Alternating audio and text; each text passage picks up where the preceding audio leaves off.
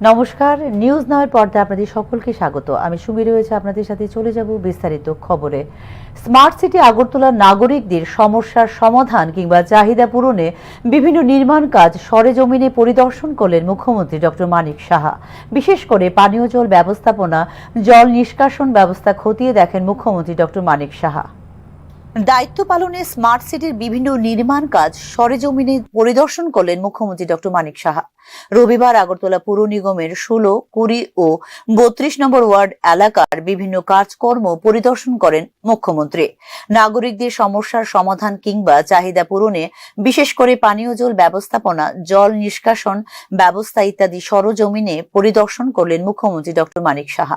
Drain সংস্কার, জল নিকাশি ব্যবস্থা ভালো রাখা ও বৃষ্টির সময় যেন জল না জমে সেই বিষয়গুলো খতিয়ে দেখা হয়েছে বলে জানিয়েছেন মুখ্যমন্ত্রী।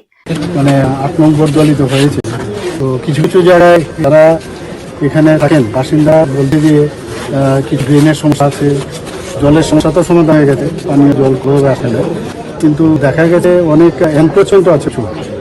তো ওই জায়গায় দেখলাম, আর প্রপার ড্রেন যেখানে হওয়া উচিত, কাভার ড্রেন, সেগুলো বিষয় দেখে আমি নির্দেশ দিয়েছি আধিকারিকদের। আর আজকে শান্তিগঞ্জে যে পুকুরটা আছে, পুকুরটারও কিছু সমস্যা আছে, জলটা ফেলে সেখানে আরেকটা গাটলা হবে করে, যাতে গাটলা হয়, সেই বিষয়গুলো বললাম। মেইন হচ্ছে যে প্রপার ড্রেন এবং যেখানে যেখানে এনক্রোচমেন্ট আছে, এনক্রোচমেন্টগুলোকে মুক্ত করা, এই বিষয়গুলো বিশেষ করে জোর দিয়েছি। এবং যেখানে রাস্তা তৈরি প্রয়োজন, সেই রাস্তাগুলো যাতে সময়ের সাথে টাইমলাইন দিয়ে দিই, টাইমলাইনের মধ্যে সেগুলো করে সমস্ত। আজকে 3টে ওয়ার্ডে আমরা আজকে যাচ্ছি। আমার মনে হয় যে এর আশাতে অনেকে খুশি হয়েছে, অনেকে ভাবে দিলে ইলেকশনের সময় আমরা আসি, ইলেকশন বাদেও আমরা আসি, সেটা কিন্তু আজকে প্রমাণিত। এই এলাকায় একটি ইংরেজি মাধ্যম বিদ্যালয় স্থাপন অনুমোদন দেওয়া হয়েছিল আগেই। এই বিষয়টির অগ্রগতি ও খতিয়ে দেখা হয়েছে বলে এদিন জানিয়েছেন মুখ্যমন্ত্রী ডক্টর মানিক সাহা। স্কুলের তো কিছুই ছিল না, মানে খেতন স্কুলকে নতুন করে ইংলিশ মিডিয়াম স্কুল করার জন্য ফাউন্ডেশন আমি লে করেছিলাম। এখন বিস্তারিত দেখতে এসেছি সমস্যা আছে, সেই সমস্যাগুলো কিভাবে আমরা সলভ করবো সেই নির্দেশ আমি দিয়েছি। উল্লেখ করা যেতে পারে, কেন্দ্রীয় সরকারের একটি শহর পুনর্বিকরণ এবং পুনঃপ্রতি কর্মসূচি হচ্ছে স্মার্ট সিটি মিশন, যার লক্ষ্য দেশ জুড়ে 100টি শহরকে নাগরিক বান্ধব এবং টেকসই করে গড়ে তোলা।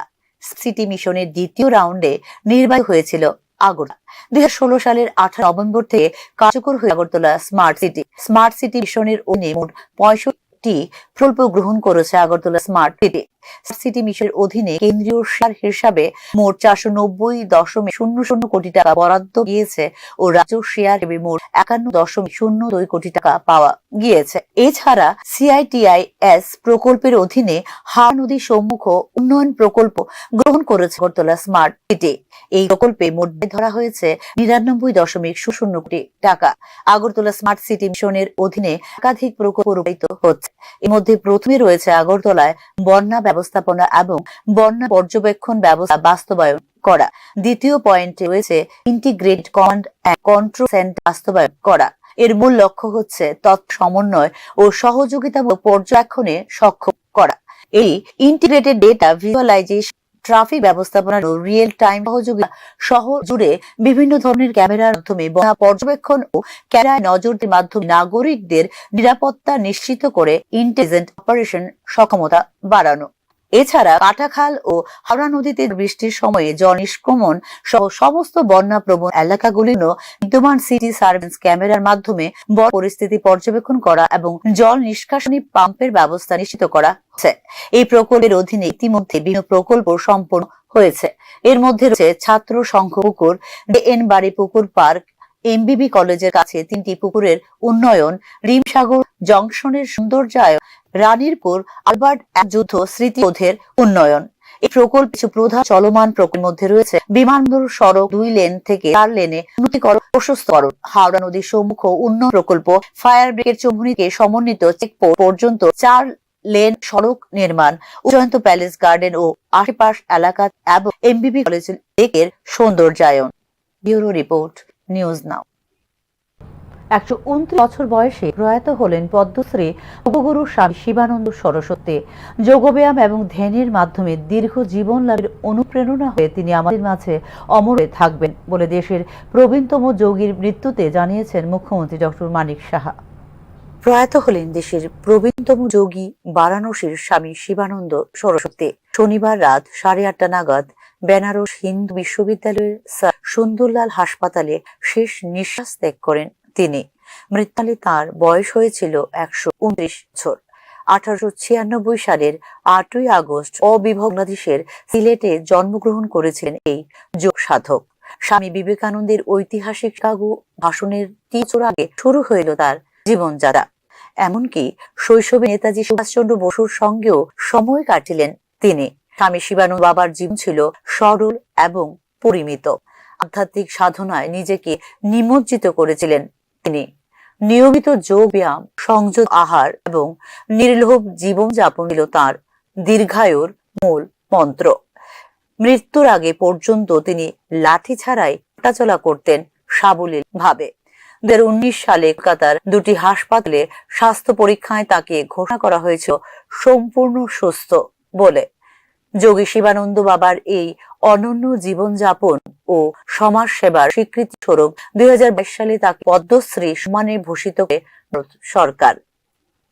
রাষ্ট্রপতি ভবনে পদ্মশ্রী গ্রহণের সময় তার সাষ্টাঙ্গ প্রণাম করার ভিডিওটি সাড়া ফেলে দেয় দেশ বিদেশে। সবার মধ্যেই শিবকে দর্শন করে বলে যাচ্ছিলেন তিনি। বিদেশে অসংখ্য রেখে অমৃত লোকে চলে গেলেন মহান সাধক যোগগুরু স্বামী শিবানন্দ সত্যে। এই মহাযোগ সাধকের মৃত্যুতে শোক জ্ঞাপন করেছেন প্রধানমন্ত্রী নরেন্দ্র মোদী। তার মৃত্যুতে শোক জ্ঞাপন করেছেন ত্রিপুরার মুখ্যমন্ত্রী ডক্টর মানিক সাহা। ভারতের সনাতন যোগ সাধনায় বর্তমান বিশ্বের বিস্ময় পুরুষ যোগ গুরু পদ্মশ্রী স্বামী শিবানন্দজি 129 বছর বয়সে পরলোকে যাত্রা করেছেন। যোগ ব্যায়াম এবং ধ্যানের মাধ্যমে দীর্ঘ জীবন লাভের অনুপ্রেরণা হয়ে তিনি এদের মাঝে অমর হয়ে থাকবেন বলে বিবৃতিতে জানিয়েছেন মুখ্যমন্ত্রী doctor Manik Saha. Bureau report, news নাও।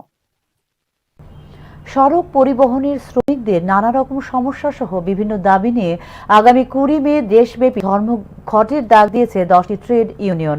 ধর্মঘটের সমর্থনে রবিবার কনভেনশনের আয়োজন করে সিআইটিইউ ত্রিপুরা রাজ্য কমিটি। গোটা দেশের পাশাপাশি ত্রিপুরাতেও বিজেপি সরকারের সময়ে বিপর্যয় নেমে এসেছে পরিবহন শিল্পের সঙ্গে যুক্ত শ্রমিক কর্মচারীদের জীবনে। এই ক্ষেত্রে আগামী দিনের কর্মপদ্ধতি নিয়ে কনভেনশনে আলোচনা হয়েছে। রবিবার আগরতলা অফ লেনের সিআইটিইউ কার্যালয়ে আয়োজিত কনভেনশনে জানিয়েছেন সংগঠনের সভাপতি মানিক। পেট্রোল ডিজেল ব্যবসার দাম বাড়ছে, এখানে পোষায় না। সাধারণ মানুষের উপার্জন হচ্ছে, প্যাসেঞ্জার নেই, বেকারদের কোনো চাকরি ব্যবস্থা নেই।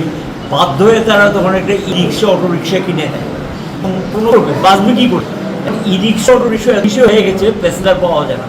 তো পরিস্থিতিটা একটা ভয়ঙ্কর পরিস্থিতিতে পরিণত করেছে। এটার থেকে রেহাই পাওয়ার জন্যই এই ধর্মটা আহ্বান করা হয়েছে। সর্বাত্মকভাবে পরিবহন বিষয়ে ধর্মটা অংশ করার জন্য এই বিষয়গুলি নিয়ে আমরা কনভেনশনে আলোচনা। এখনকার মতো সংবাদ এই পর্যন্ত। পরবর্তী সংবাদ দেখতে চোখ রাখুন নিউজ নাও এর পর্দায়। নমস্কার।